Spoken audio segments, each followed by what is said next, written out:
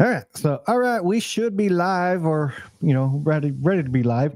And I totally forgot. Hopefully this works because Okay. I'm actually hooked up to my Wi-Fi and I forgot to plug in because I actually have like landlines in every one of my rooms, even my podcast studio. Oh yeah.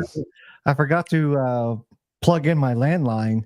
So I'm just using Wi-Fi right now, which I do have a good Wi-Fi router. But if there's any connection issues, uh, I'll probably be able to solve it, just by plugging in a landline to my So laptop. you're in the new place. The new place is built. I am You're in the in. new podcast studio. Oh, and welcome everybody. Johnny's in here, so if you have to join, we are just doing an informal podcast with Mr. Trail Pimp here, Medi. Great friend of all the podcasts, wealth of knowledge, and we're just going to talk about upcoming plans for 2025 for the both of us, and just about outdoor adventure, mountain biking, and stuff like that. Maybe for the next 30, 40 minutes or so, and we'll see how it goes. And yes, Johnny, you did win the whole shot. Oh, you got the whole shot. Yeah, cool, man.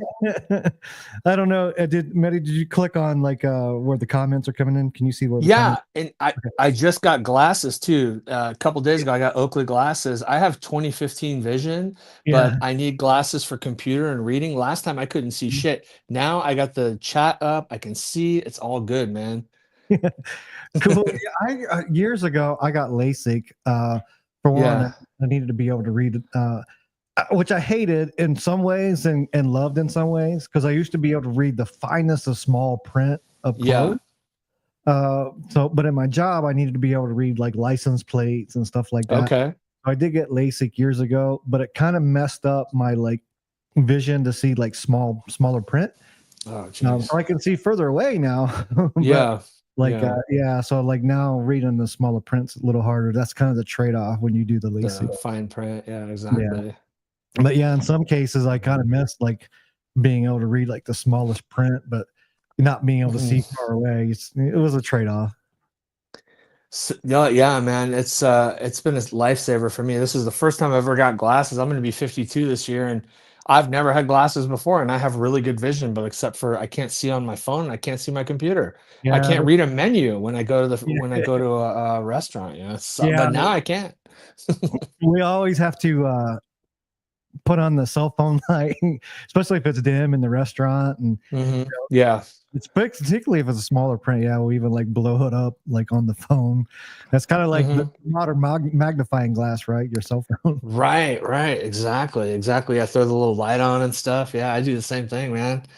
Well, whatever, Yeah. Tony, like you're like a year older than us. Like we're, and so, Johnny will always say like, somebody that's younger than him, they're just a little bit, just razzing, right? Just razzing. But Yeah. you got to look at also like what life expectancy is. So for like me and my profession, the life expectancy for me and the profession I've been in for over 2 decades is only like 59 years old, man. Wow. So, if you go by that, I only have like 8 more years to live. So like you could look at it that way too. It's like, yeah, Johnny, you're a little bit older, but I'm only expected to live to like 8 or 9 more years of my life. My average. So like, Yeah. like most men are what, like the average life expectancy is what, around 70, 72, something like that. Yeah. Yeah. I'm in my profession, like we don't even live to age 60. Well, that's a hard profession. That's really stressful too. Dealing with I couldn't imagine being in a situation where I'm dealing with hardened criminals, drug dealers, gangsters, gang members. Like you have, you have the White Aryan Brotherhood, you have the BGF, whatever black, you have the Mexican, whatever they are, the North and South. I mean, these are dangerous people, and your life is on the line like every second of the day. I mean, this is a lot of it, for us is not only the physical part of it, but it's stress. And for people that don't know, one of the main things I've done throughout my law enforcement career is chase down drug smugglers. Yeah. I'm kind of more behind the scenes now. Did I freeze up? Looks like You are frozen, yeah, but I can hear you. There's no, Yeah. yeah. So I'm I, going to. oh, oh, look at Johnny. Johnny's commenting away there. Mr. Yeah. Pimp. Oh, look. Oh, Johnny needs glasses. I like it. Yeah. Yeah. Johnny and Lauren were just in Jackson Hole. I saw them. Oh. I saw a video and it says, "Hey, Mark, what's up, dude?" Hey, Mark. Hey, Mark. Would you care if like Mark joined us if he? Oh, of course. Yeah. Get him on. Hey, Yeah. Mark. Do you mind if you get a chance? Do you mind like joining us via a link? We're just having an informal, and since my camera is messed up for some reason here, um, be nice to have somebody else. I'm gonna like just switch to another camera real quick. Yeah. All right. Let me remove. Oh yeah, Johnny had Mark saying he wished he would have joined Johnny's podcast. That was a good one. The Super Rider. Oh, Mark's out sick. Oh no. Hope you feel better, buddy.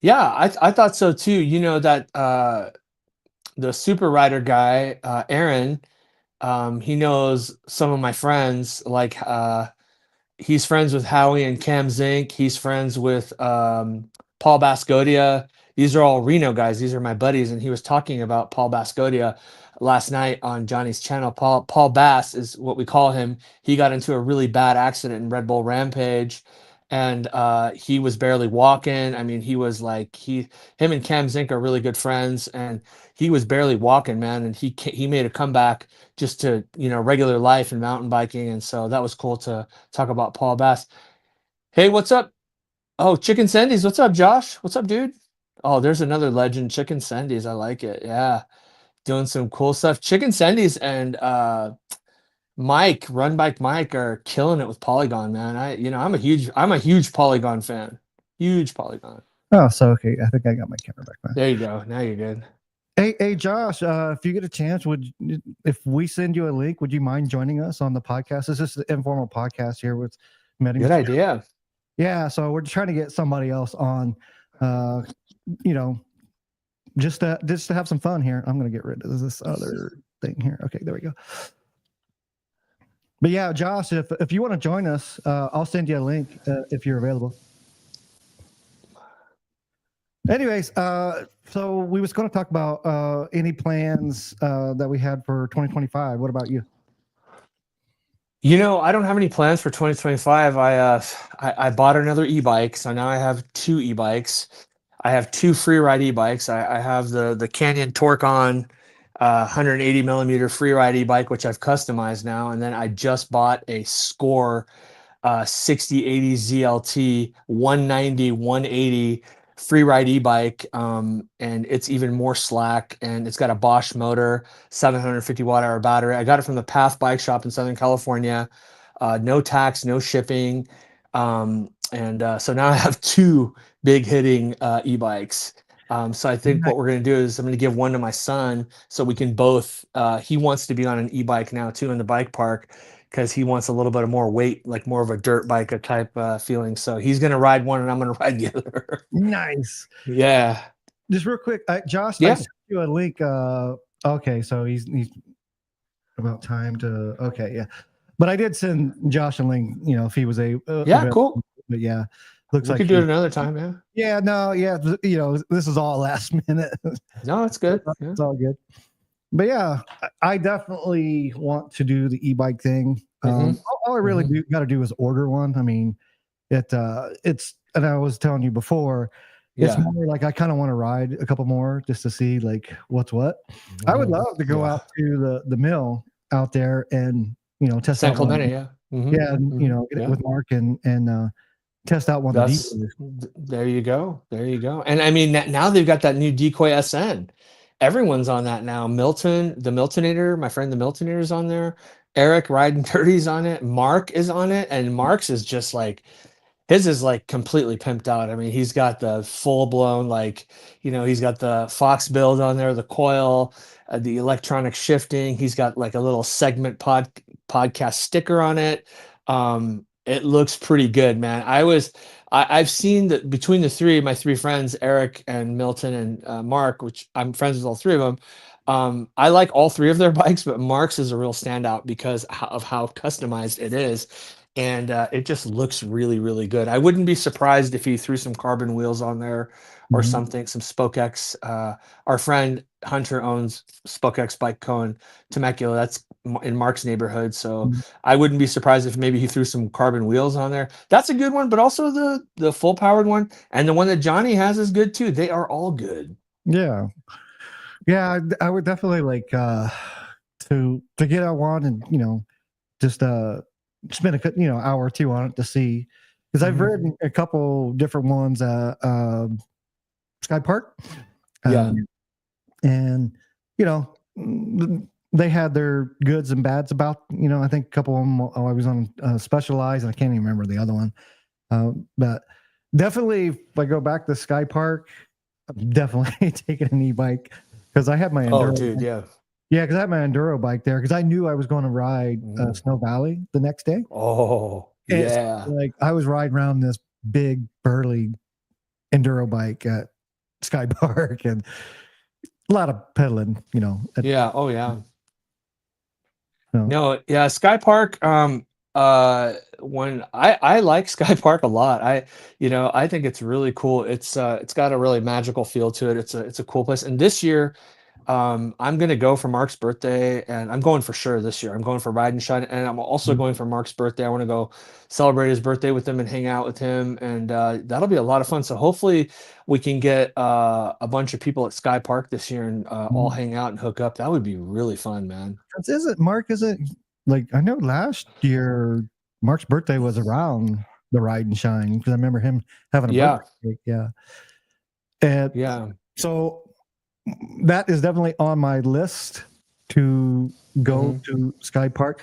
Problem is, Yeah, like, I only have so much vacation time, and yeah. we're planning like a major, like, 3-week vacation uh this upcoming year, going on a cruise, Mhm. stuff like that.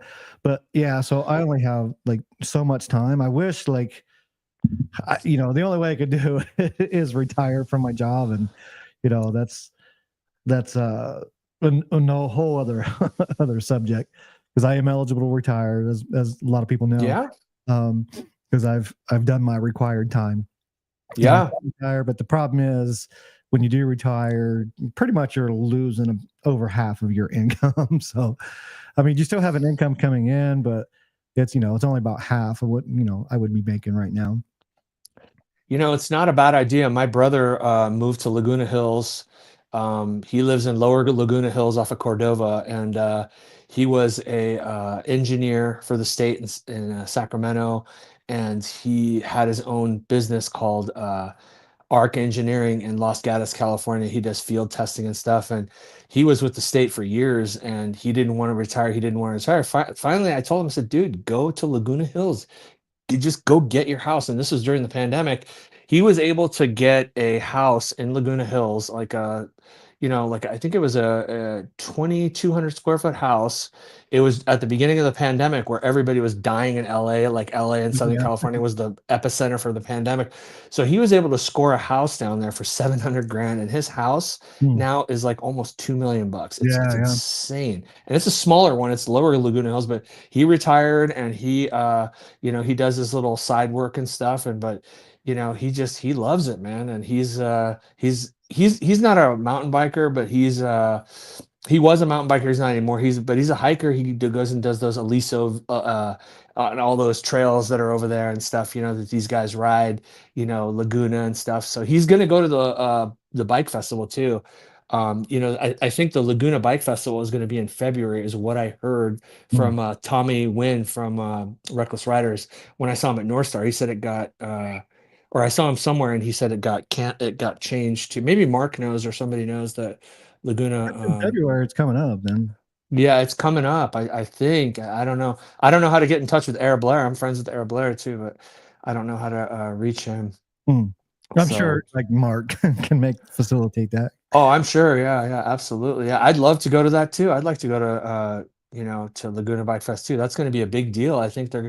I heard there's going to be famous people there. I think Steve Mhm. Caballero is going to be there. I think movie stars are going to be there. Oh, wow. I think Mark is maybe doing a podcast from there or something. This is just little things that I think, I don't Mhm. know. So yeah. Yeah. So some of these I could attend some of these events, like because I want to do uh, the local area bike parks for me, and then the only way Yeah. I could really do it is if I could plan like back to back weekends. I'm able to do that in my profession, so like not really like taking a vacation day, but like Yeah. I could take a Friday, Saturday, Sunday, Monday off. I would just have to work like 10 days straight to kind of like do it that way. Hmm. But I would like to go out to Sedona because I like because it's here in Arizona, Oh yeah. Yeah. and so a lot of creators come out, so a lot of people I see. But I would like to go out to Ride and Shine, of course, and then there's Yeah. bike parks I'd like to hit. But basically, I got like you know maybe 4 weekends to like do stuff, and Yeah. unless I really kind of arrange it um, as best as possible. Like we're talking like maybe 4 or 5 weekends that I have free to like do stuff like this. Yeah, Mm. I mean, you might as well take advantage of it. Well, hopefully you can make it to Sky Park. I mean, I know you really want to go to Sedona too, but my only thing with Sedona is they don't allow e-bikes, so I'm Yeah. e-only. So Sedona, I'm not going to do it because I Which mean, is I'd funny, like to go to the festival, but I don't think I would go which there is and funny ride. 'cause, like when I go to Sedona, I really don't even ride that much. Like a lot of people do. Uh, if I'm only there for like a day, like 2 days, or like a Uh, day and a night, sometimes I don't even ride. Well, especially yeah. when we got like snowed out during Snowdona, like nobody. I mean, Oh, yeah, yeah. so a lot of people went down to Phoenix and rode Halls. And that's Oh, cool. yeah, yeah. Like that's pretty close to me. I can get there in 2 hours. But um, so a lot of people did that. But there's like 2 times like I've went to Sedona and really didn't even ride. Like we just kind of like hung out. Went to the festival. Went to the podcast house. Hmm. Hmm. Mark and Steve and them usually rent out an Airbnb. Oh, yeah, yeah. Hang out with them, and because like I can go to Sedona and ride. I prefer, in fact, it is actually better for me to like not go during the mountain bike festival in Sedona because like I can go any other time and like the riding would be more enjoyable for me because it wouldn't be as crowded. And so Yeah. times I've gone to Sedona that wasn't during the mountain bike festival. It's actually for the riding part of it. It's actually more enjoyable for me to not have all that crowd. Oh yeah. Yeah, no, I feel you, man. I feel you. We have a timeshare over in South Mountain in Phoenix. Mhm. We haven't tried it. It's just such a long drive that Southern California, it just makes more sense to us Yeah. because we really want to go to Snow Summit. We Mhm. really want to go to Snow Valley. That's our two our big hot ticket was Snow Valley, but now once again they have redesigned Party Wave. So it's crazy. I rode Snow Summit the last Mhm. weekend, and I mean everybody was out. Zabo was out. Tommy, Casey, Mario were out with Reckless Riders. We saw Nano from SSB. We saw some other guys from SSB. I think Daniel was out from SSB. I mean, we saw a lot of friends. Alan, MTB Allen was out. So, but they've redesigned Party Wave, and man, it is incredible. They put some more tombstones on the jumps. This is because they had a fire up at Angelus Oaks. There was the Yeah, I Angelus Oaks remember. fire. Hmm.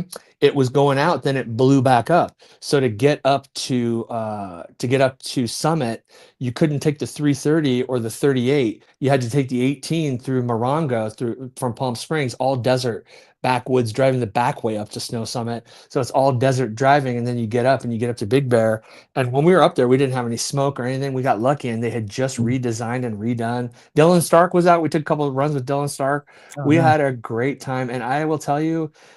We rode Party Wave 2 days, and that was it. We didn't ride anything else. We Wow. rode 2 days and just rode Party Wave. It was supposed to be going to Snow Summit one day and then Lucenio, but we had so much fun at Snow Summit. We went 2 days and just did Party Wave, did nothing else. And man, it was a blast. It was Nice. really fun. It was Nice. really fun. Yeah. Mark was talking about the e-bike. Yeah.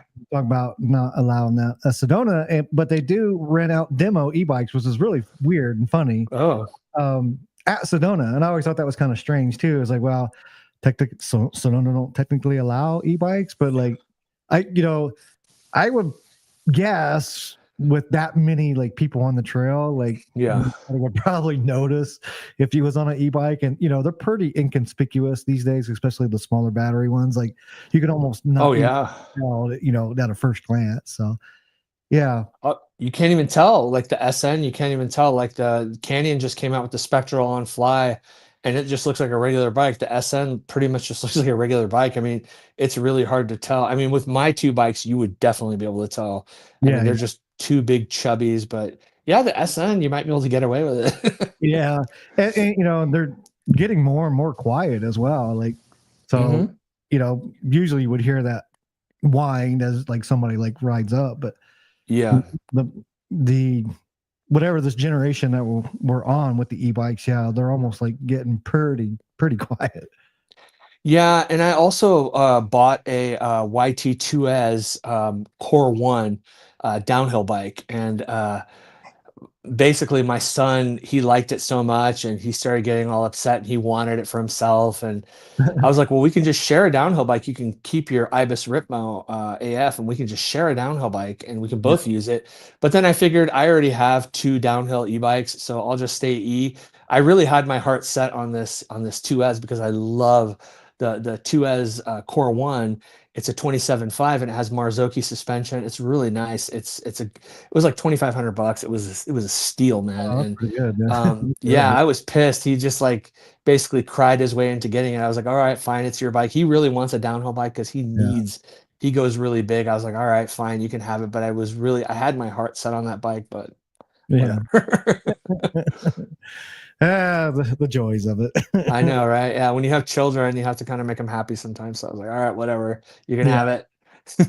All right. I'll make the sacrifice for you. Just remember this one day. Yeah, yeah. So Johnny's on the Decoy Core 4 29, which you know what? I'll tell you, I rode that bike in San Clemente for like 4 days and I loved it. I had so much fun on that bike. I just rode the Core 2. That's just the cheapy whatever, and it was rad, dude. It was a really, really good bike. And they took that bike from just a regular like trail bike, all mountain bike, and they made it pretty aggressive, you know. The one that Johnny has a RockShox it has a RockShox Vivid Ultimate in the back, that gushy downhill shock, and it has the Zeb Ultimate in the front. And we're talking 150, 145, but man, that is an aggressive bike. That really changed that bike and took it to the next level. That's what all the guys at YT, like James and Hunter, and some of the guys that used to work there before, they were like, man, the only thing holding the Core 4 or the Decoy 29 back is it doesn't have a piggyback shock in the back. Before, it didn't come with a piggyback. Now they've made it aggressive and they've put kind of a downhill shock. That Vivid is a downhill shock. That fork is a downhill fork. It's at the 150, 145, so it's exactly like the Jeffsy. So I call it the Jeffsy e-bike. Mhm. So it's just like that. So I really like that one that Johnny has, and he seems to think that it's too much bike. I don't think it is, because you have to remember, you have a Shimano EP801 motor, you have that big massive battery on there. That thing is going to fly, dude, no matter what. Why not have a little extra gushiness? Yeah, And he's always going to use it like when he goes out to Sky Park for ride and yeah. shine. Like, there's trails at Sky Park that definitely you would want something like that. And he's Oh, asking, dude, yeah. like, he was asking, does anyone know how to adjust the Vivid? Well, the best thing to do, Johnny, for any shock is call RockShox, right? Call RockShox and do that call RockShox and have them just give them your weight and just be like, hey, I don't know how to adjust suspension. And they'll be like, oh, we'll start at the middle. Be like, no, I don't want a middle of the road setting. Tell them specifically, hey, I don't have significant shock setup skills. I want you to set it up for me based on my weight and my riding style. And they will over the phone tell you click by click exactly what to do and how to pump it up and how to set it up front and rear. Make sure you do that. I do that with every single fork and shock that I get, no matter if it's the regular damper or if it's the four-way adjustable damping or anything like that, or like that Vivid, which has all kinds of adjustments, just have RockShox set it up. And they do scientific testing where if you set it up based on your weight, like just by your weight and your sag, it's usually golden.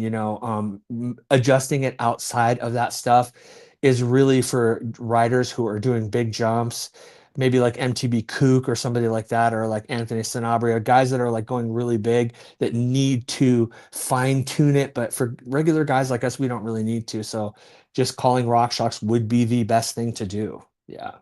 Yeah, and I do some of my suspension setup. I got a mechanic that I usually use for a lot of stuff, and Yeah. he usually has a guy in there that's like a subject matter expert That's right.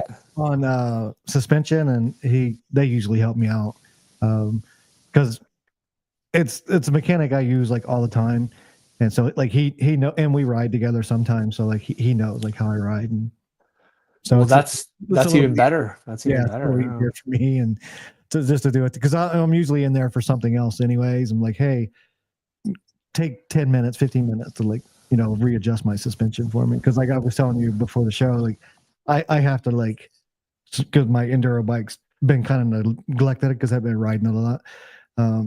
Because I've been kind of too lazy to retape the rims because like I said, it was going flat. And so as I've been riding it, the suspensions, the air's gone out of it. So like I got to do, Yeah. some minor maintenance to it, but it's one of those that's going to take a couple hours. Okay. Okay. So Yeah. most times when that's the case, I'll just take it into my mechanic, uh, JJ and Jose, as to the bike parks where or the bike shop where I go, Okay. and just have him do it. And then like I said, he usually has another guy in there that's really good at setting up suspension. Oh yeah. Yeah. No, I bet and that's the way to do it. I mean, if you have a setup like that, I really don't have that. So I just rely on the manufacturer. I just give them a call. Thanks, Mark. Appreciate it. No problem, Johnny. Yeah. Yeah, these guys are having fun. I like it. Yeah, we got the crew in. It's nice. Yeah, so yeah, it's cool, man. I'm glad you're riding and you're having fun, but it sounds like you're really busy. I don't know. Hopefully someday you can retire and just enjoy your life and That's travel around. always the trade-off, right? Like I could do that and I would have like all the free time to kind of do that. But then like the financial things of like traveling to these places and stuff were and doing all that stuff, like that'd be a little more tough to do. Like, not retiring and having what I got going on now, I have plenty of money to do that. I just don't have the time. So it's like a catch 22, really. Well, and time is money, and who knows what's going to happen. Think about what's happening with the world right now. We have a new administration. We've never been closer to World War III than we ever have now. We're funding wars and all this craziness in the Middle East. And I don't mean to get into all that, but if you take those things into account, what we're paying for and what's happening in this new administration and how the world is changing and us being so close to World War III, it might be like, okay, maybe it is time to retire because, Yeah. if you had some time for yourself, I think you would find that, you could find your way. And it's scary to make that decision and make that transition, right?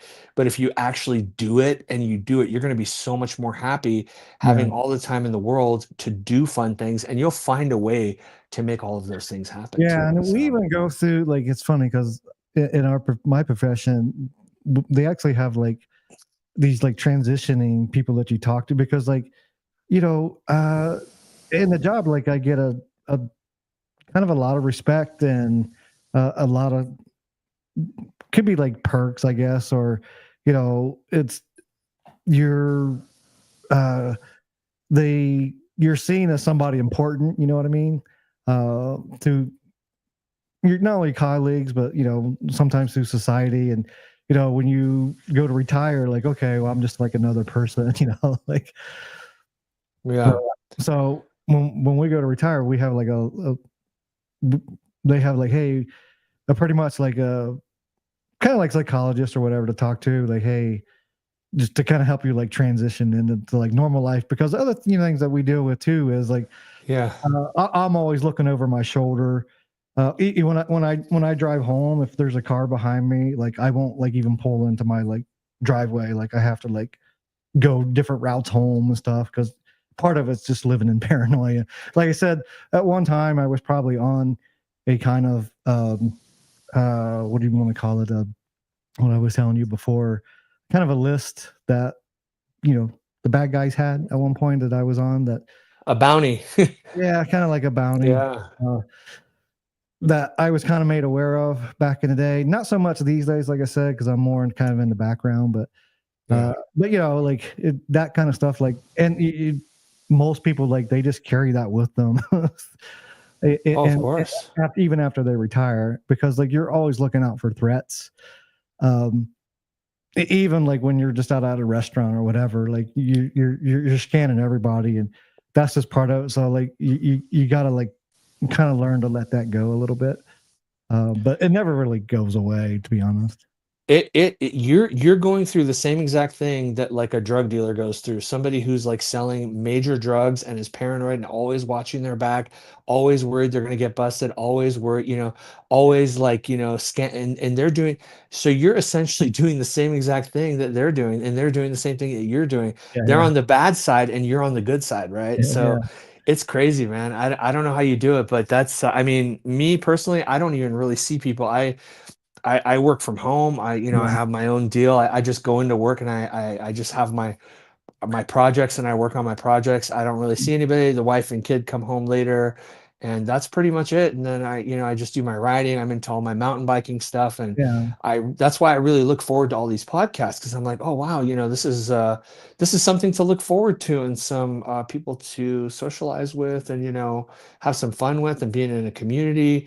But I will tell you, one thing I have noticed is with YouTubers, one thing now I don't know if this is good or bad, right? But one thing I have noticed, and this isn't very much, but I have noticed with some YouTubers, very few, when you meet them in person, right? They are very different than who they are on camera. So I'm just wondering, are a lot of YouTubers when they're on camera, are they actually, I'm not saying anybody in this group like Mark or Johnny or Josh or you or any of us. I'm just saying you guys are all good guys. But I have seen a couple that are a few that are a little bit different. You see them in public and you might approach them and be stoked to say hi to them. And they kind of give you like the who the hell are you? Like, get uh, away from me type of thing. yeah, So I have noticed a little bit of that, but not much. It's usually the opposite. It's usually people are very welcoming and very nice. Like when I ran into Colorado Kid, I saw him at North Star, and he invited me to go riding with him. I couldn't. yeah, I had to take off, but he instantly said, "Hey, how's it going?" He knew who I was. He's like, "Let's go yeah. riding." Or I saw MTB Allen. He was so cool. Like he's like, "Yeah, man, come on, let's go riding right now." Or. But I did see one YouTuber that's has a smaller channel, and I really supported his channel. And when I met this person in person, it was very different. It was like it was almost like this person was not into me, didn't want to talk to me. A couple times Yeah. I just kind of approached this person like, "Hey, how's it going?" And it was very abrasive behavior, very like unwelcoming behavior, which but I didn't let it ruin my day. Yeah. And I also did notice that with one YouTuber, that's a bigger YouTuber that has about 30,000 subscribers. When I met this person, and I interact with this person quite a bit, like we know each other, we know friends, and when I saw this person in person, I was like, oh wow, okay, you are a little bit different. And so it kind of taught me a lesson, and I said, okay, you know what? From now on, if I see a YouTuber in person, I'm just going to be a little more careful. when I go up to them, I'm not going to get too close to them. Mhm. Maybe I'll just give them a little space. Hey, how's it going? Just from very far away, because maybe people just aren't. Maybe it's just me, and people aren't just ready to for that interaction Yeah. or that familiarity. Yeah, sometimes I'm like a little bit socially awkward. So, I've had people like just in my local writing area mainly like come up to me and like, "Hey, I see your videos," I'll chat them up, but sometimes I don't know how to like let the conversation go naturally sometimes. Yeah, And yeah, so like I'm just like, and I'm kind of usually caught off guard that they even like know who I am. And it's just yeah, usually like locals because like, okay, somebody like in Tucson, just because um I'm part of a big group here with yeah, Pueblo MTB, and there's several hundred of them. So I have videos posted there too. That is, I actually get more views on that on Facebook than I would ever on say YouTube. So I can like post a video like a minute video on their page on Facebook and get like yeah. almost like 1,000 views like in a day. And Right, right. sometimes like I just don't know like how to like kind of interact with people sometimes. And maybe it's that with them. I don't know. Like sometimes Well, just like awkward. But all the ones I've met, like Joe and of course all the guys here, yeah. And like Johnny, I got to spend some time with him. yeah, that's awesome. He's just as goofy as he is and just as nice as he is like online. Oh, Like, I bet. I yeah, bet. like just I a good, bet. good dude. Like he come over to our uh, Airbnb, hung out with us and had dinner with us, and just a great individual. Like pretty much just the same. Yeah, yeah, and that's what I like. I think if you're I'm not a YouTuber, I'm not a content creator, I'm not a social media person, I'm not a mountain bike racer, I'm not anything. I'm just a good times writer. I'm just a Mhm. regular dude. I'm kind of disconnected with the world with the kind of isolated lifestyle that I live. But Mhm. it is kind of nice to see people and interact with Yeah, them and just say hi. But now I'm a little bit more careful, yeah. with those. It You was never kind of know. Like, funny. Go ahead. I'm sorry. yeah, you never know. Like if they just had a bad day or they got something weird going on in their life. Exactly. Uh, Exactly. Yeah. if you had 3 or 4 interactions, or you know that kind of went the same way, then yeah. But like one interaction, I can't. Might just chalk it up to, well, maybe it was just a bad day for both of us, and the conversation didn't go exactly how I expected. But if it happens like 3 times, 4 times, then okay, yeah, then they're not like the same person, because people do play up, for better or worse, they do play to the camera because Hmm. you, as a content creator, like you want to be, I wouldn't say over the top, but some people are, just to have that personality. Because like if you're kind of dull and don't really, Yeah. like, who's gonna watch you, right? So like you got to play to. Right. Right. But like I can tell, like Johnny, that's just him, and like he's a goofball.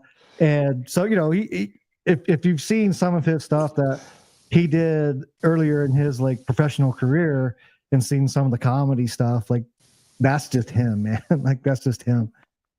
Yeah, yeah, exactly, exactly. I mean, when I met Mark in person, he was just like the nicest guy ever. He was so friendly. And MTV Yeah, Raging, Craig Atchison, Danny Yo SoCal. I mean, so many, especially Mark. Mark was like so friendly, and it turned into a friendship. So that was awesome. And when I'm at North Star so much. I know it so well. When mhm. I see somebody out there who's lost, or somebody who's sometimes ski patrol will come up to me and be like, "Hey, there's a kid lost, on boondocks. Can you go find him?" Because they Yeah, know me and I know it so well. I'm like, "Yeah, I'll go search for him really quicker."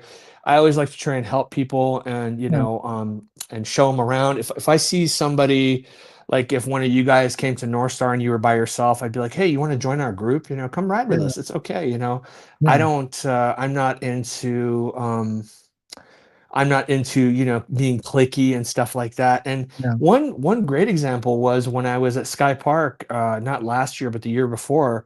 Um, we hooked up with Muzzy. His name's Matt. He's one of MTV Manny's friends, and he's with Mountain Misfits. And we ran into him, and he invited me and my son to ride with him.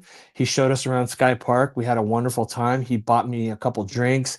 He was so excited to see us just because we said MTV Manny, and he didn't even know us. And he gave us a tour. We just because of this kid, we had a blast at Sky Park. He made our day. He made our day better. You know what I'm Yeah, saying? And I thought that was so cool. I didn't even know this guy, yeah, and you know, and so I think if more people could be like that, that's good. But I think I have to realize that I can't change people. I can change myself, but I have to also not be sensitive to uh, people and the way they act towards me, and I mhm, maybe need to take it a step back too and just be like, okay, dude, it's cool. Because I've had that happen to me at North Star too. Like there's a little patrol shack at North Star where all the all the kids go and hang out, all the racers and stuff. And my son's friends with some of those kids, and I went over there to talk to them one day and say hi and whatever. And some of the kids were just like, who are you? Like, what are you doing here? And then all of a sudden,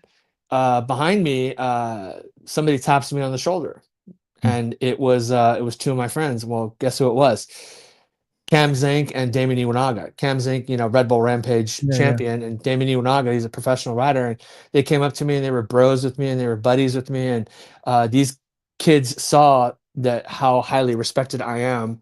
by one of the best riders in the world, the toughest guy in mountain bike. I mean, who doesn't know Cameron Zink, And so it kind of changed the way they treated me the next time they saw me. They were like, Yeah. oh, and it's like, But dude, you I could have just just been nice to me no matter what. yeah, but I chalk that up to inexperienced youth, that's Yeah. adolescents, like yeah, like they're owned in their own little world. So I don't let stuff like that bother me. It is kind of funny when you have an interaction like that. All of a sudden they're like, "Oh, okay, yeah, okay." Yeah.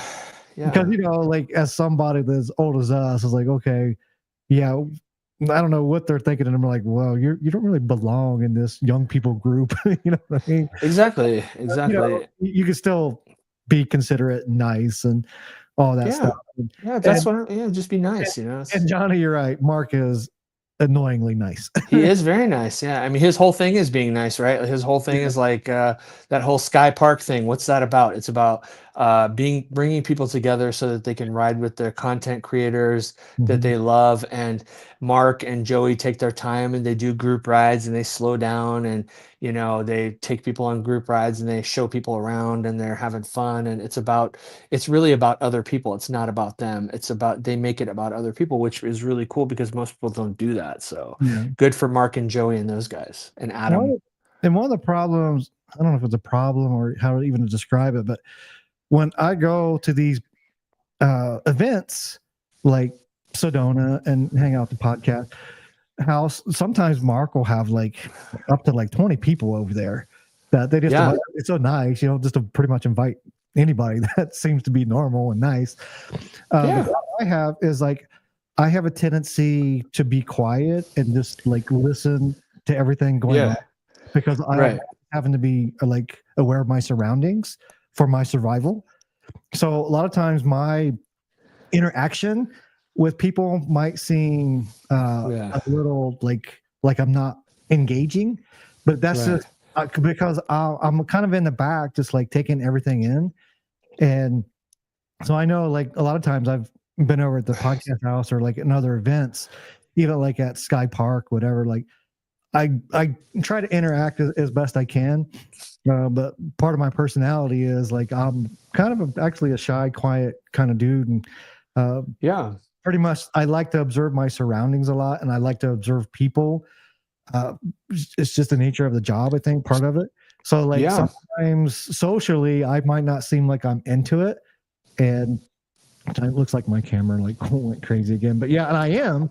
I absolutely am. It's just I'm trying to like gather all the information from my brain as possible because one of my other backgrounds I have is also in psychology. I have a degree in psychology.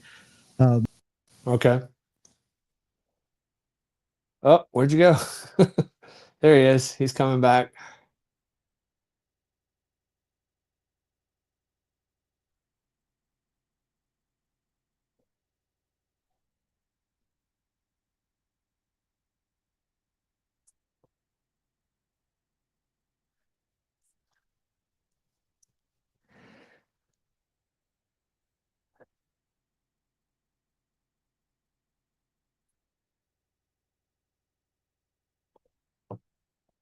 So Johnny, are you enjoying riding the new e-bike?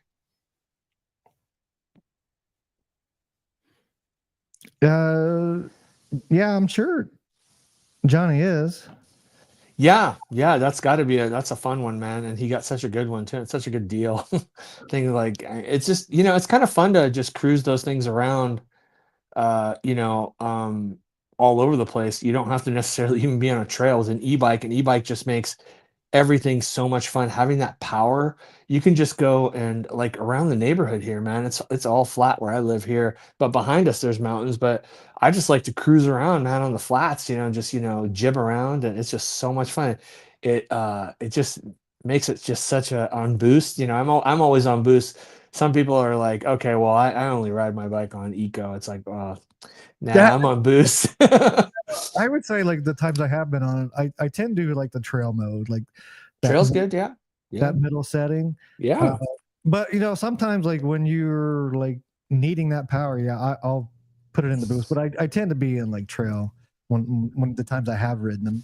Yeah, that's right. That's right. And yeah, like here's more the e-bikes are like chairlift you can steer. Yeah, exactly. It's like a chairlift that you can steer.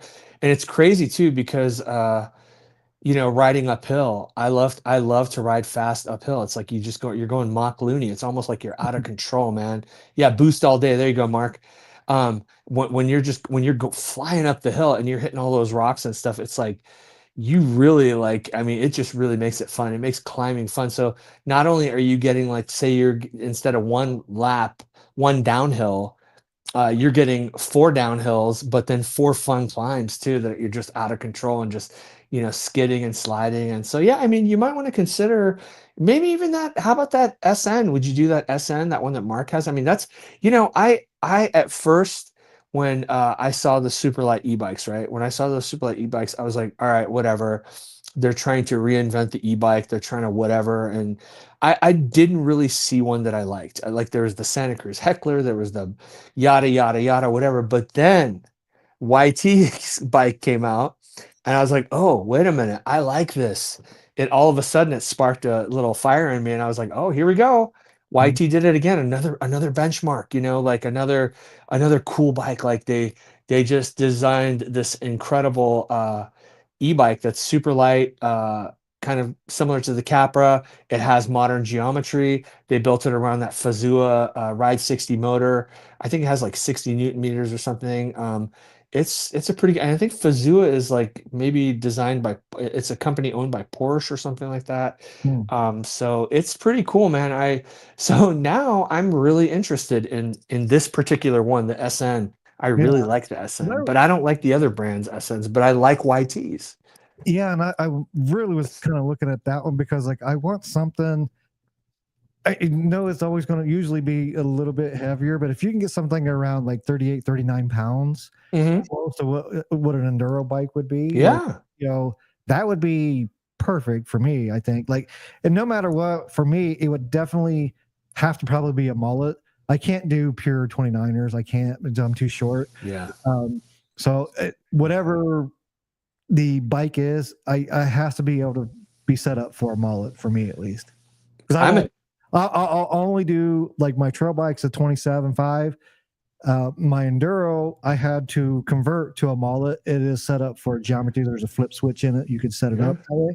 It came as a 29, and I rode it for a couple years like that way.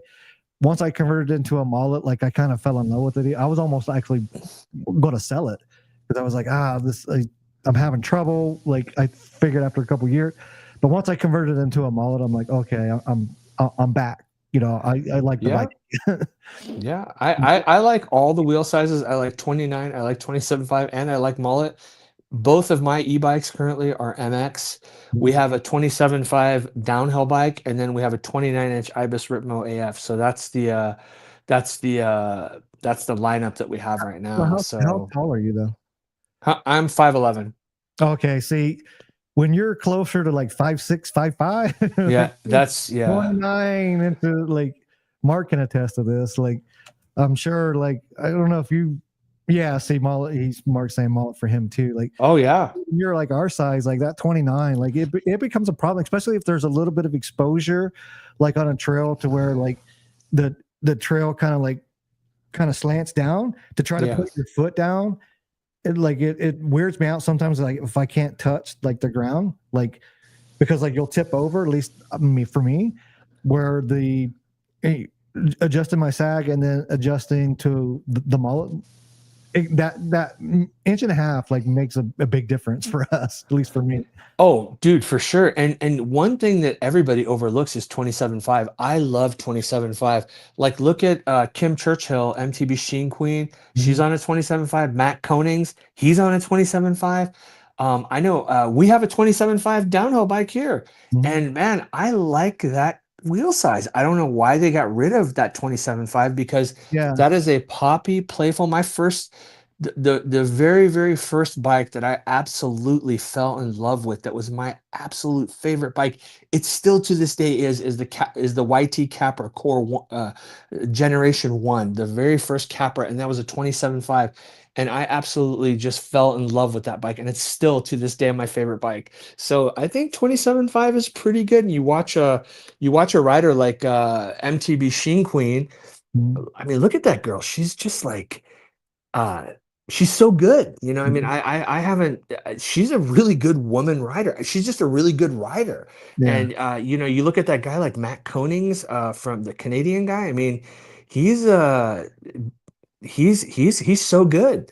He's got so much style. He's got that like Dylan Stark like BMX skate kind of thing in his riding and stuff. And you know, so that's really cool, man. Oh, here we go. Mark's saying I think the Rampage athletes also, yeah, I think they do 27.5 too. I know that some of the Probably easier to Rampage, do the trick yeah, in do the 27.5. tricks. Yeah, exactly, exactly. So I don't think that that's a everybody's like, oh, 27.5. I'm like, oh, it's pretty fun.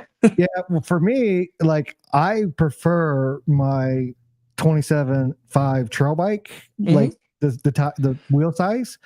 Um, but like the only thing is, so the chunky stuff we have out here, especially if you're riding the mountain out here, the Yeah. 29 is like a little bit better, like going over the chunk. But except for me, I have to have that smaller wheel in the back just so I can touch a little bit better. But I definitely feel more comfortable on a full, front and back 27.5, just for me. Oh yeah. Yeah. Uh, No, it's dude, it's Especially if rad. I'm just on like a green or blue trail. Now, when you get into the black diamond, double black diamonds, yeah, I like to have that 29 in the front. But if I'm just on a blue trail, like I would prefer my trail bike all day, just because it's Oh smooth. yeah. Yeah, I Yeah. know. I feel you, man. I feel you. Yeah, I'm me personally, I'm just that's all I run right now is mullet because I'm running so much travel. I'm, you know, 180 on one bike and 190 180 on the other bike. You have to do MX Mhm. to steer that, and it's an e-bike and it's heavy. Um, uh, so yeah, for me, I like the steerability of it. But you're right. Yeah, you need a 29 in the front for The chunk, yeah. the chunk, and then you need that maneuverability in the back. I've noticed I can really maneuver this bike really good, both of the bikes, because of that rear wheel. So yeah, And we, it is pretty nice. and we have some like very tight switchbacks on the trails I ride. So when Yeah. I did switch my enduro to the mullet, like it became, and I'm pretty good at balance because of my BMX background on the bike. So like Hmm. I can pretty much do a track stand and get around most uh hairpin turns that are, Hmm. but Hmm. when I did switch over to the mullet, like it was just a little bit even more easy just because you didn't have that like wide as wheelbase, to get around Right. and switch back. So like it is a little bit easier, to maneuver around that. Oh Um, yeah. Yeah. No, I agree with you, man. I agree. Yeah, it's a lot of cool tech in the bike industry, but hopefully everything doesn't blow up because of, you know, the tariffs with Trump, and you know, China wants to attack Taiwan, and we're going into World War III, and all these bikes and all this cool stuff that we're talking about is all based over there. I wonder what's going to happen with pricing, yeah, with you look at like getting all the bikes stuff. I that come mean, from Taiwan. Like most of the bikes I've seen, like you know, like They come from Taiwan. That's where they come. Everything's from Taiwan, yeah. So if we're paying all these tariffs and China is trying to attack Taiwan, and now we're going into World War III, I mean, what's going to happen with the bike industry? I mean, is it time to? Do you think it's time to stock up? And I definitely am stocked up right now. I've got everything I need. I've bought like every single thing. My little bike closet is like full. I'm because Well, I'm kind of paranoid. the bike industry is a little weird right now, and even like the whole landscape of mountain biking YouTube. Just look how many mountain bike YouTubers have kind of fallen off the map in the last year alone. Oh yeah, yeah. So part of that, you went through this huge surge of eyes on the mountain biking world from 2020 to say 2022, started falling off in 23 and really fell off in 24. Yeah. So many big time YouTubers that are kind of retired from it now. Right. One of the big ones that I think of is BCPOV. He actually has a very successful other channel that he's doing now. Incredible work he's doing on that.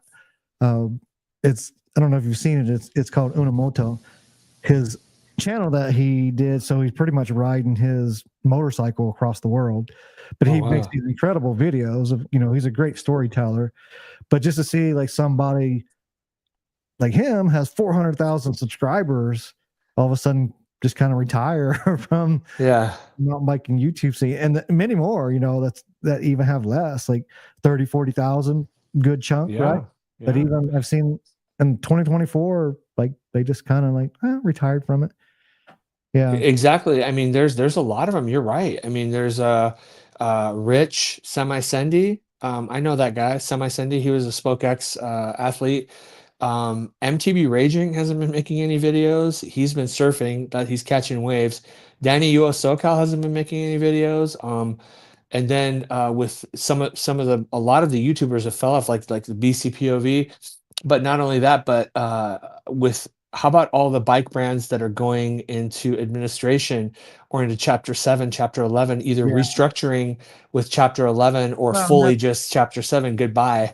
And I think part of the ones that were trying to make a living out of it, like I think that's part of it because of the biking industry and pretty much from what I could see, just as a general viewer, not an expert at it at all, is they really went away from sponsoring these big time YouTubers. Like for me, I don't really know a lot of like racer athletes and say even slope style. Like I know some, but I don't really follow them like I do like YouTubers. So and I had this conversation with Kyle Warner back in Sedona. We had like a 15-minute conversation that he see, some companies seeing the value of YouTubers marketing their products, and some companies don't for whatever reason. Hey, JT, what's up, buddy? Hey, JT. Yeah, so I'm kind of curious to, what people think about that as far as like some of these bike brands like going away from working with content creators, not necessarily professional athletes or just content creators. Right. Content creators, like some of them have 500,000 subscribers. You're bringing in a oh yeah, you know what I mean? Yeah, no, I agree with you, man. I mean, I don't know what's gonna happen with it all. How many other bike brands? I mean, just a few weeks ago, we had Rocky Mountain go under. We had GT go under. Canyon right now has a big battery recall on 4,000 of their e-bikes that the batteries were about to catch fire and they had to recall and reconstruct and build the batteries. So we don't know what's going to happen with those bikes. Are they going to rebuild the batteries? Are they going to have to redesign the frame, which, having to send all those back, that's going to potentially cause them to say, hey, Chapter 7, I'm out of here, goodbye, and not pay anybody back. And I mean, so we're seeing more and more of this. I'm surprised, like, who knows next week what other company is going to go into administration, because GT was like a big surprise to me because GT was such a huge brand. Yeah. And, some of them, would say not maybe as big in the mountain bike world, but definitely in the BMX world, they were huge. I mean, like, Oh, dude, yeah. Big There's time. I mean, like yeah. all those X game athletes when it first came Hmm. out, like, they were all on GTs. GT was like one of the main sponsors, Oh, and yeah. to see them kind of like where they're at now, who knows what and you got to look at like every individual company, right? Like Yeah. what they got going on, what they can afford to do, what they can't afford to do. But the from where the biking industry went from 2020 into 21, their heyday of how many 5 decades of of not ever being as uh kind of like all the eyes on as they was in 2020, 2021, and then Right, right. kind of seeing that decline in 22, 23, especially in this last year. That had this big up. Sometimes that big up brings a big down, but eventually, hopefully, in 2025, 26, like it'll even out and go back to normal. Who knows? Let's hope so. Yeah. I mean, it would be nice because I've seen over the last, I think, year, maybe year and a half, the biggest surprise to me was Chain Reaction Cycles, the online brand Chain Reaction Cycles. Chain Reaction Cycles was making $300 million of revenue. They were the biggest online bike brand in the world, and they were amazing. They had their own brands. They had Nuke Proof, Vetus. Nuke Proof had a whole line of everything. They made brake pads, they made clothing, they made anything you could think of that was bike related. Nuke Proof made. They had their own brand called DHB, which was a clothing brand for bikes. It was incredible.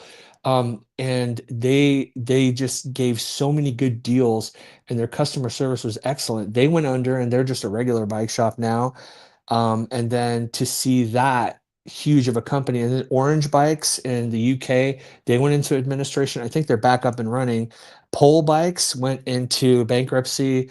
And then now Rocky Mountain and GT, which we don't know. We don't know if these are they actually like Chapter 7, like bye bye, or is it Chapter 11 restructuring? I think Yeah, it's you one would or the think other. between those two, like they're such big names that you think they would make it out of it in a year or two. Who Yeah. knows? But like those are two major names, right? Like most people know those names, Oh yeah. Yeah. and they have they have to have some type of collateral and money and business structuring, and you would Yeah. think, like it might take them a year or two to like kind of get back into things. But those two, I would predict, like would get out of it somehow. Let's hope so. And who knows what's next and what's on the horizon. My biggest fear is Canyon. Is something bad's going to happen to Canyon? And Canyon is owned by is a privately traded company right now, and they're owned by LeBron James family, like LeBron James, the basketball player, and then they have another investor too. So they have the backing for the money, but this whole battery thing, I don't know.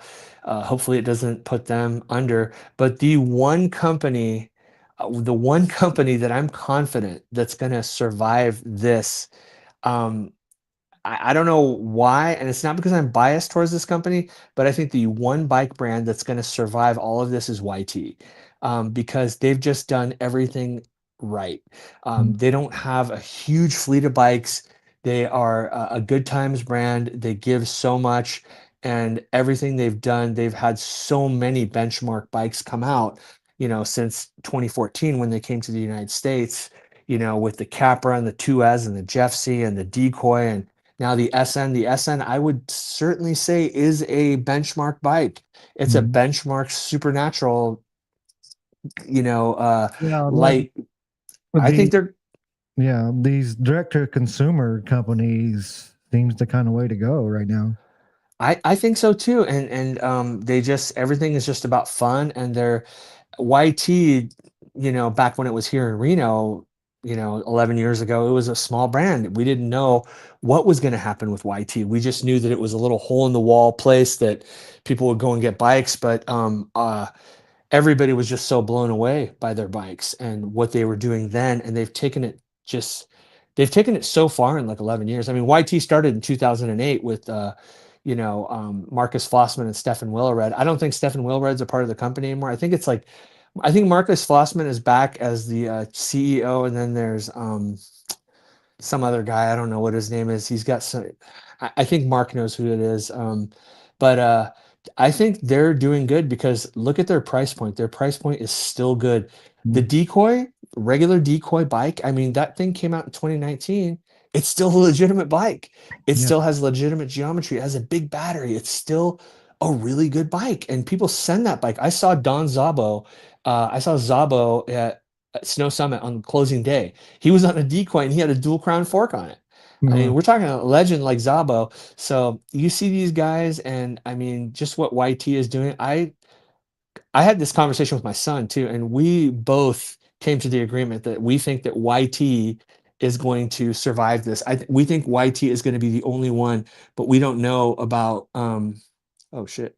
We don't know about we don't know about the other companies. So Yeah. Well, Mark Hill's out there doing a good work for YT. Like yeah. they're doing all the promotions and stuff and Oh, yeah, putting the yeah. brand on the And map as most as best he can. yeah, and I'm in no way trying to promote YT. I mean, I've been a YT customer for many, many years, from the Yeah, beginning, yeah, I and remember but I the just stories you tell them that when they was out in Reno before they went to California. Yeah. yeah, yeah. It's just such a legendary brand, and I still think it's one of the most legendary brands, if not the most legendary. And they've done it right. They're a gravity-based company. They only have a few bikes. They're not this big, massive thing, and it's a Mhm. good times brand. And everything they do and everything they do it well, and they make a good product for a really good value. So I think there's a lot to be said for YT. I think YT and Canyon are both doing a really good job. And it's funny because I saw, Colorado Kid was on Johnny's channel the other week, and Colorado Kid. I was telling everybody, hey, Canyon has a battery issue now, and they're going to be anybody who's got a battery from Canyon from the Torque or the Spectral, definitely recycle your battery. They're going to replace it, whatever. And Colorado Kid was like, "Man, I don't know anybody that rides a Canyon." And he compared it to, not to say anything bad about Colorado Kid. I really like him, but he was kind of comparing Canyon to Diamondback. He goes, "It's just like Diamondback bikes. Like I don't know anybody that has a Diamondback, but if you look at Diamondback compared to Canyon, Yeah, there's Canyon, yeah, there's a big difference, there's right? a difference. Yeah, and I get Huge. Joe's being a comedian too, right? Like Yeah, yeah, exactly.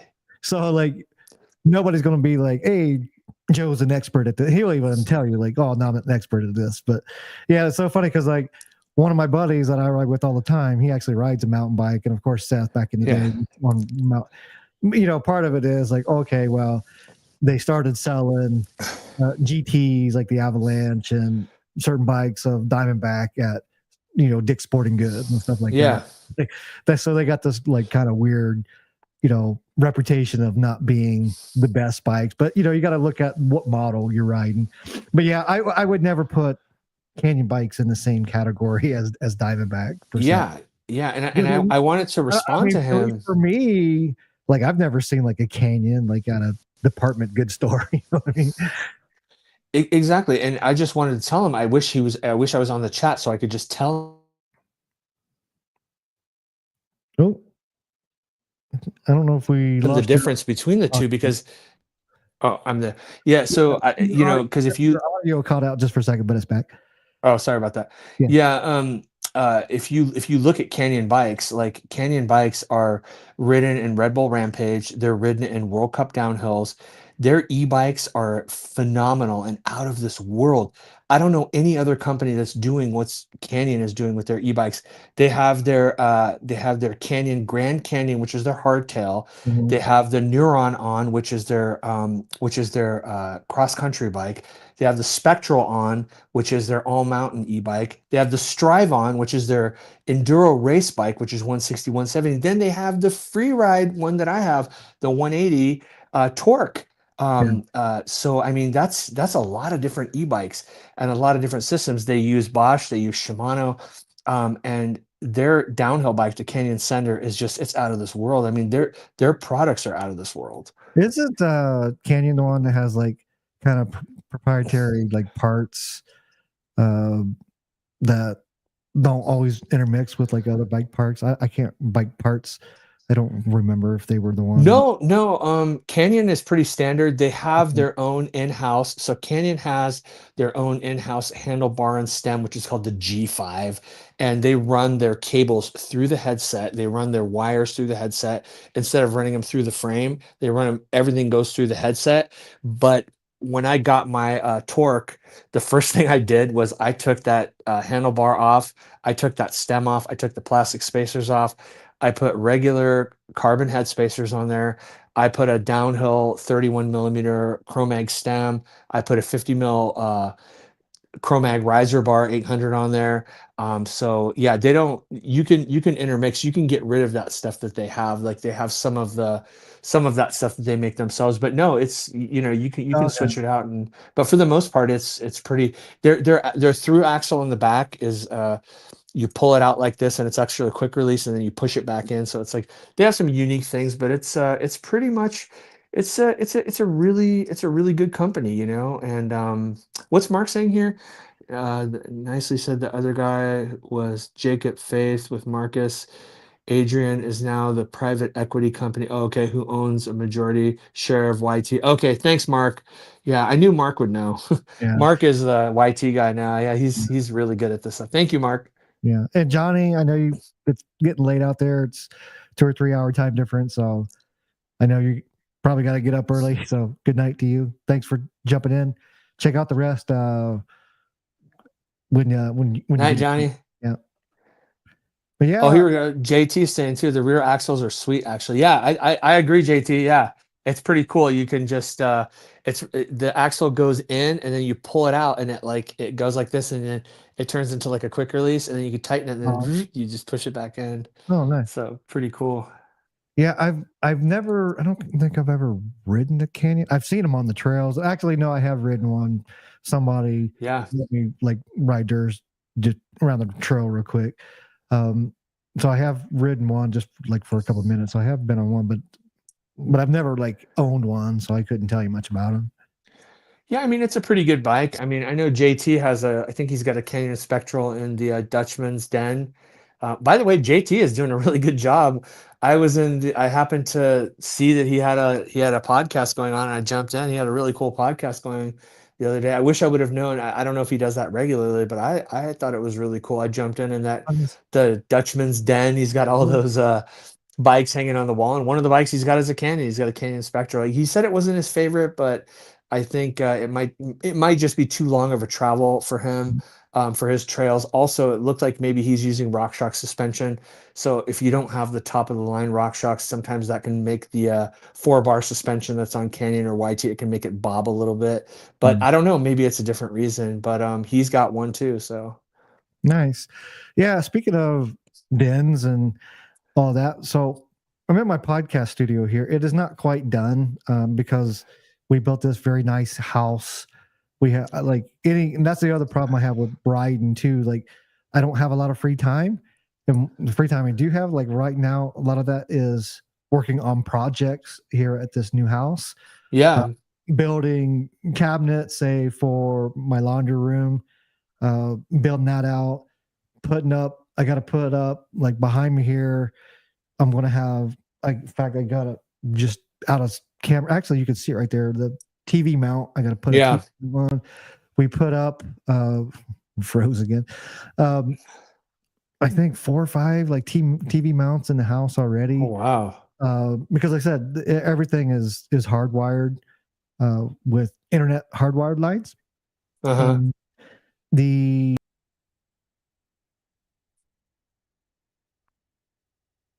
Yeah, JT, I think yeah, I think it might just be too much for your trails because it could be just the fact that you have too much suspension. Because I have two free ride e-bikes and they feel dead on flatter trails and stuff too. So it could be that.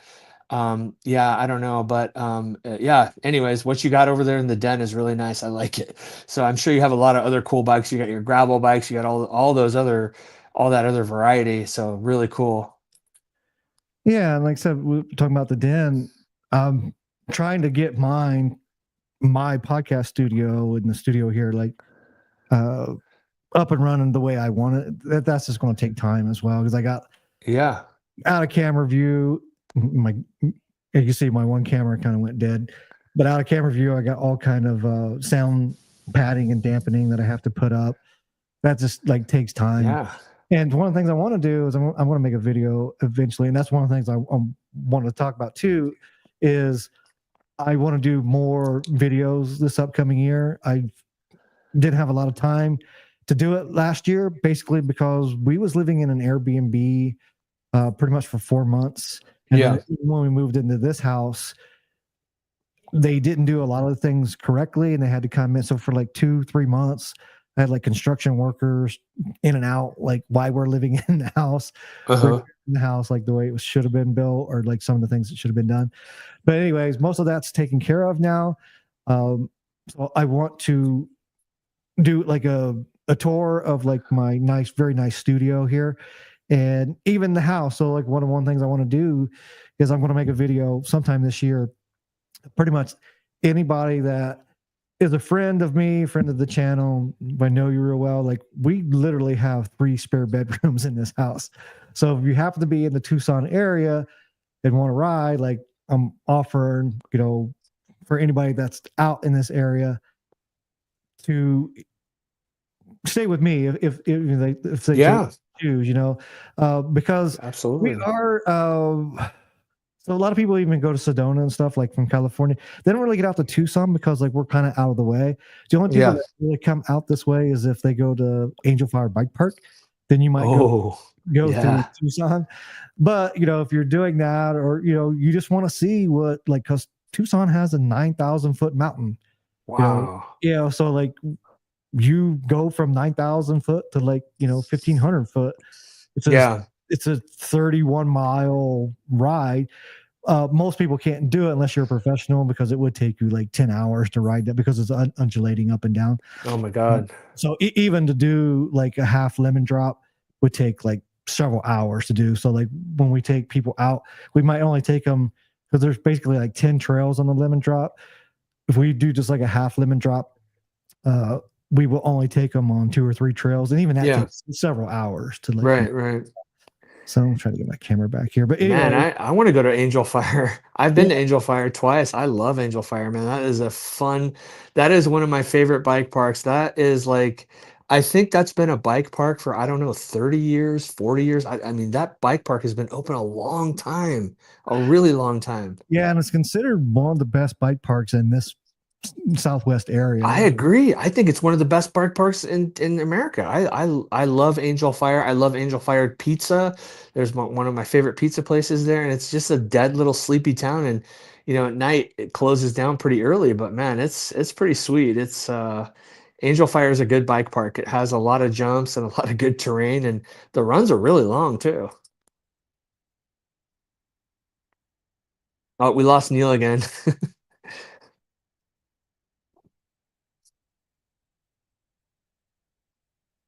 Let me see.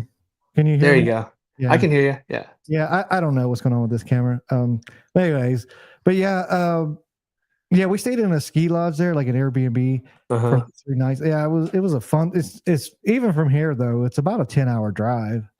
So it's Angel Fire is not close to anywhere, to be honest. It's not close to anywhere, but Angel Fire is really similar to North Star. North Star, yo, Marty, what's up, buddy? There's Marty. What do we got? New Zealand in the house. Hey, Marty. Yeah.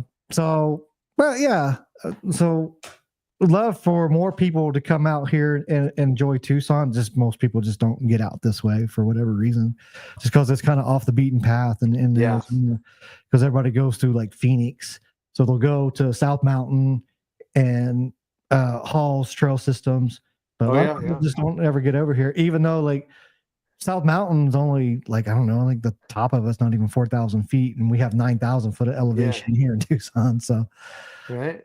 Yeah. Oh, Marty's watching from the cow shed. Hell yeah. That's awesome, dude.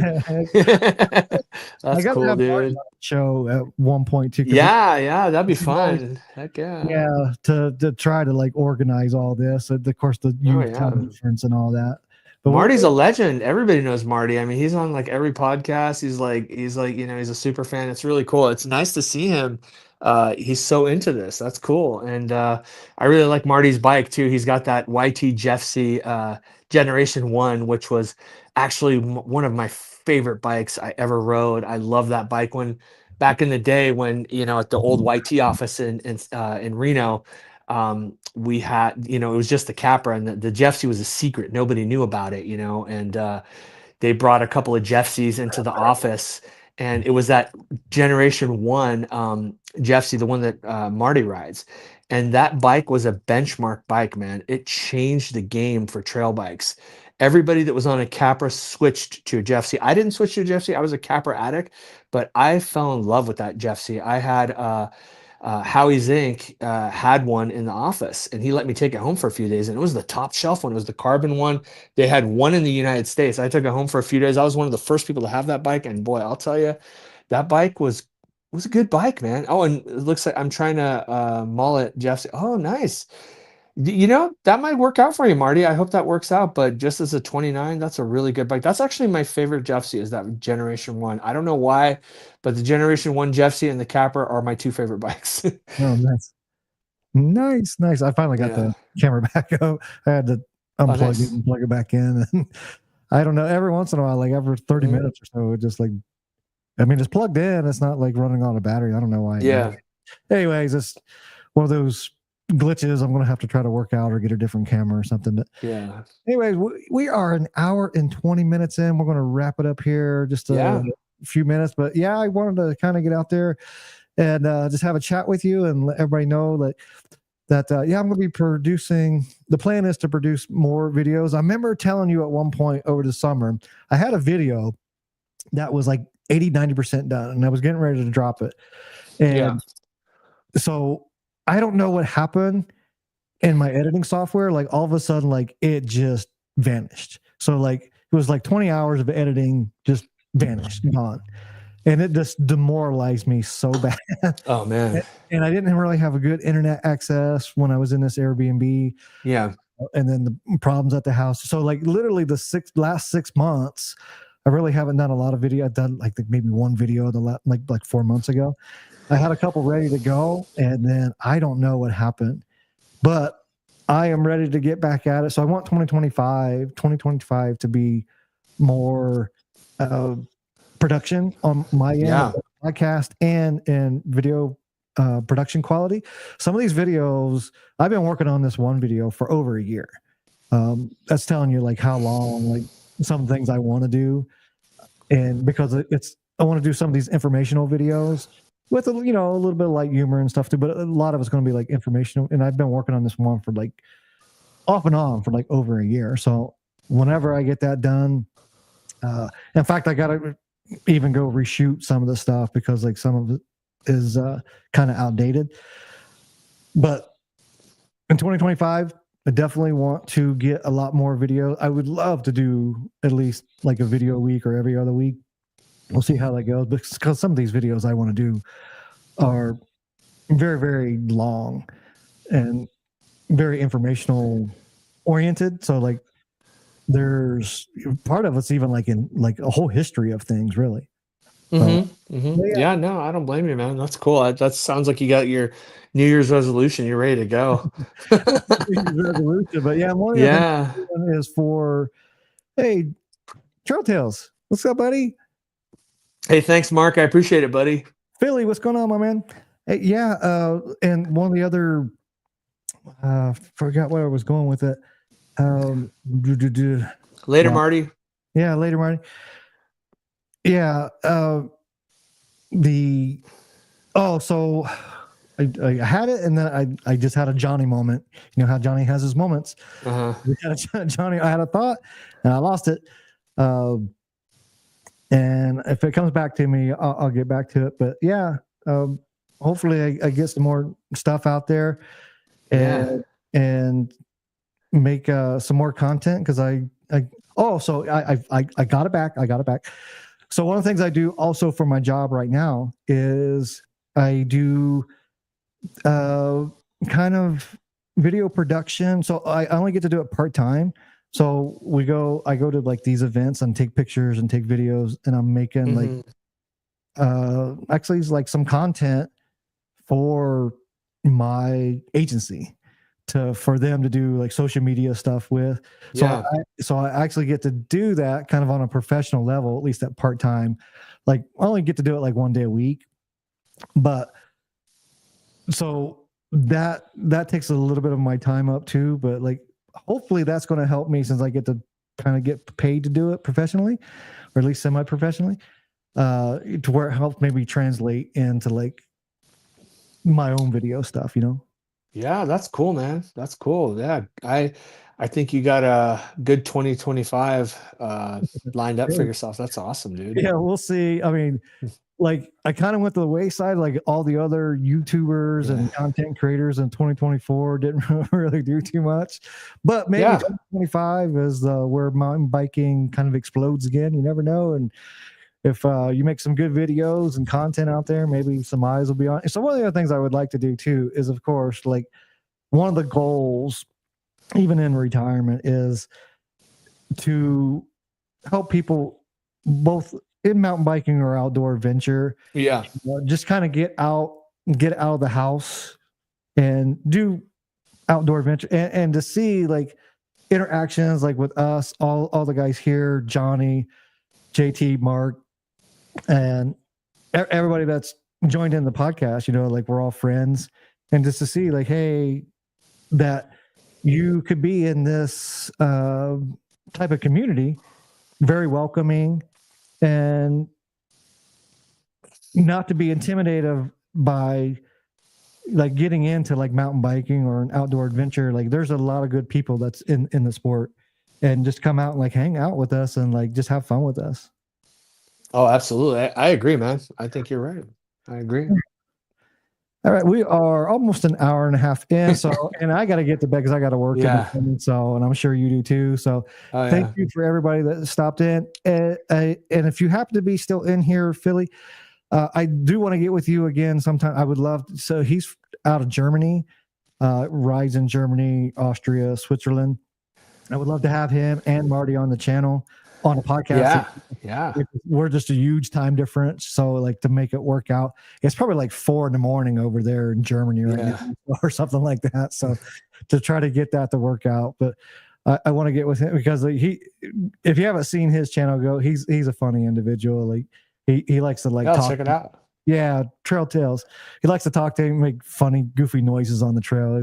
It's comical to me at least. And Okay. I'll yeah, check it out. yeah, check him out. So I'd love to have him on the channel, and even JT, you know, Absolutely. Yeah. content creator as well. So like all these guys, like I want to have all, you know, and I know most of them have been on either Mark's or Johnny's podcast as well. But I'd love to, you know, anybody that wants to be a guest on this channel, if you're silly enough to want to do that, please hit me up, either in the comments on Instagram. I'll type in real quick my email in the chat room here. It's Trail Monsters with an S. If anybody wants this to email me, so it's Trail Monsters at Hotmail is my email, and that's the Trail Monsters with an S at the end of it. So anybody that wants to be on the show, just please contact me. You can also contact me on a DM through Instagram. That channel name is trail underscore monster underscore channel on Instagram. So you can DM me there, or just leave me a comment on YouTube, and we'll work it out. Like if anybody wants to. There you go. See, JT is already saying I'm always down to chat. Yeah. So yeah, I'd love to have you on the show. You know, you've been on one of these guys or both of these segment or Johnny show. I know I've seen you on their shows, at least one of them. So anyway, Don't forget Sky Park. Let's try and make it. Yeah, Sky Park, that is definitely on the list because that's one of the things, especially Adam Mock and his crew out there doing good work. And you know what? We could go to, if you go to Sky Park, I have a lot of vacation time and I work from home, and I have a timeshare in Palm Springs. So I'm going to be camped out in Palm Springs. So if you guys need a place to stay, I'm going to have a couple extra beds, or if you guys want to go to Snow Valley or Snow Summit, I'm going to be doing it all. I'm going to be doing one day at Sky Park, and I'm going to be doing a day or two at Snow Valley and Summit I too, if you remember guys want to driving go. to Palms, going out. So how Yeah. far is that from there? It's like an hour and 50 minutes. It's down Okay. the street, dude. It's not far. Yeah, and you could there's 3 different ways to go up. There's the 18 through Morongo, through the desert, the back way. Mhm. There's the 330, okay, and then there's the 38. There's 3 different ways to get up to Big Bear. So yeah, so if anybody needs a place to stay, or if you guys want to go, I'm definitely going for Ride and Shine. So Yeah. I'll see you guys there, hopefully. Yeah, there's probably a 90% chance I'll go, depending on the date. If it's like mid-July, like it usually has been, Yeah. probably. I can probably make it. So that's kind of like on top 3 of the list to make, maybe Yeah. top 2 for sure. Just because like I get to hang out with all the people come out, like Johnny's, like Mark will be there, you'd be there. Yeah. So I get to see like all the people that I get to interact with online and on YouTube, and actually get to see them in person. Of course, one of the other ones, of course, for me would be Sedona, just because like, it's Arizona for us. Oh yeah, for We you. don't Yeah. have a lot of events in Arizona, and Sedona is a big one. So, and for me, it's only a 4-hour drive. So Yeah. that's where to drive out to say, to Sky Park and Snow Valley and all that. That's more of like a 10+ hour drive for us. Oh, So, easy. Yeah.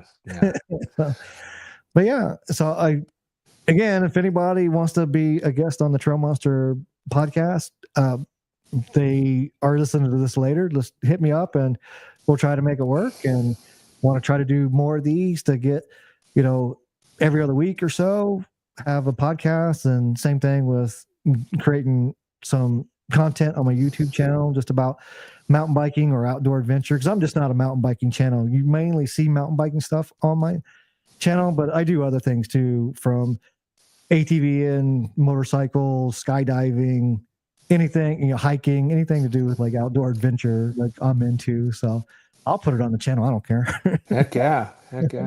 But thank you so much for like such short notice of coming on, because I wanted to get a video out. Yeah, no problem, man. The easiest way to kind of do it is to do a podcast while I'm producing the video that I'm working on now. Hopefully I can get it out in a week, but I wanted to get one out technically in the first week of January, right? Today's the 7th or something like that, right? Yeah.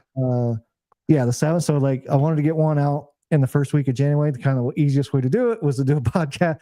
Thank you so much for like being so amenable to like doing it on such short notice. Thank you. No problem. For me, it's easy. I work from home. I'm home all the time. Wow. And that's one of the reasons I think I said there's probably a 90% chance he'll be available. Oh, 9 more. Yeah. I can.